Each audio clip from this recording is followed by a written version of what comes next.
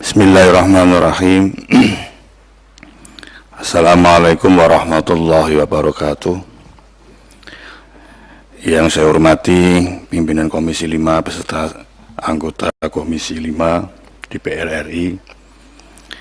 Yang saya hormati Bapak Sekjen beserta seluruh jajarannya. Terima kasih pimpinan atas waktunya. Ada beberapa hal yang ingin saya sampaikan. Tentu beberapa hal itu terkait dengan pertama tentang format penyampaian.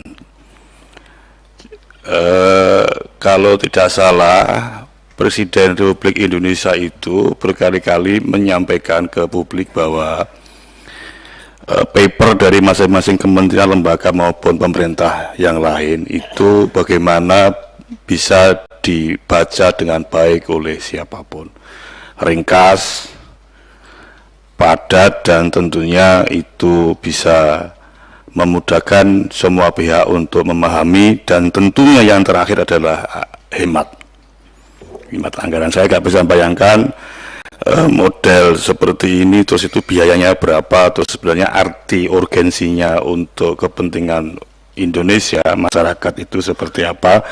Ini yang berkali-kali perlu disikapi secara baik agar paper ini tidak sia-sia.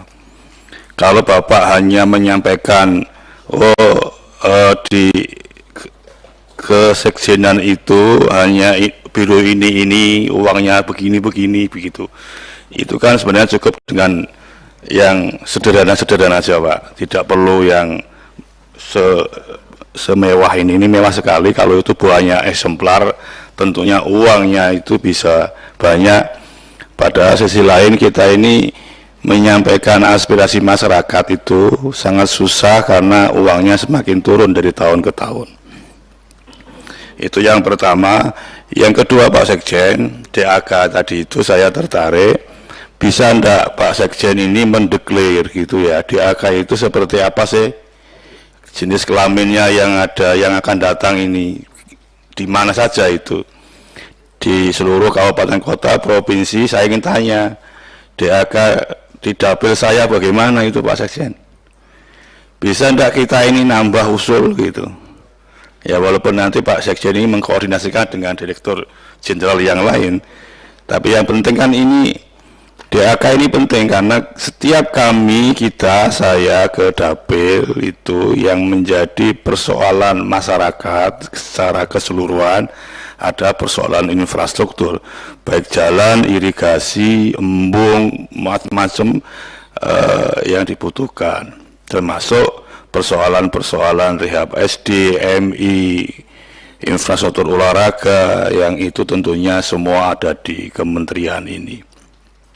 Nah, tentunya Pak Sekjen ini penting, DAK 2023, nah, kalau 2022 ya agak tahu, itu sudah lewat mungkin. Ya kami dikasih tahu lah, khususnya masing-masing dapil ini bisa nambah-nambah atau gimana. Bukan nambah dalam pengertian negatif, tapi positif.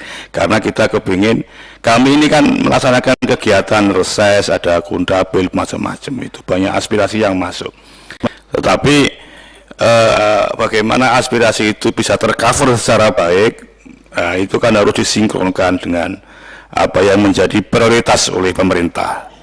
Jadi pemerintah punya skala utama, kami juga punya aspirasi yang mekanismenya juga dilindungi oleh undang-undang. Untuk Pak Inspektur Jenderal, saya mengapresiasi berbagai macam capaian, Pak, karena inspektorat kalau di daerah itu, Inspektur Jenderal ini adalah palang pintu untuk menjaga integritas dari aparat sipil negara yang ada di negara kita ini. Kalau institusi pemerintah itu buruk, ya itu yang kita salahkan, itu ya tentunya inspektur ini. Nah, cuma tadi Pak, paper Bapak ini nggak kebaca, secara akademik nggak kebaca. Bapak hanya menyampaikan kita audit itu bisa 185, kita review hanya sekian. Nah, yang kita ini kan juga sekolah, Pak. Secara akademik kita diajari input, output, outcome itu ya. Ya ini Bapak melakukan audit itu, ya, itu sebenarnya bisa enggak meningkatkan kinerja dari aparat sipil negara ini, Pak? Karena esensi dari sebuah audit itu adalah ada peningkatan kinerja dari aparat sipil negara yang ada di masing-masing kementerian atau departemen ini. Kinerja, baik kinerja yang sifatnya itu produktivitas ASN maupun produktivitas capaian, ya, produktivitas capaian itu. Lah, oleh karena itu saya memandang Pak Inspektur ini penting sekali, Inspektur ini betul-betul menyampaikan hasilnya itu kepada kita, ya, kepada kita. Karena regulasi yang ada sekarang ini sebenarnya APH pun itu punya ketergantungan yang cukup kepada institusi ini, itu Pak Inspektur ini. Lah, oleh karena itu kami mohon, saya minta Pak, 185 audit, ada review, ada apa tadi, itu naskahnya bisa di-share ke kita, gitu ya. Apa sih masalah auditnya itu? Apakah masalah audit kinerja, apakah masalah audit penggunaan anggaran, atau audit apa, ya, itu bisa enggak, itu kita bisa minta dokumen itu. Karena itu kita bisa mensupport Bapak, bukan kita tidak punya niat baik, tidak punya niat jelek, Pak. Kita ini membantu kebaikan-kebaikan ini, ya, ingin membantu kebaikan-kebaikan.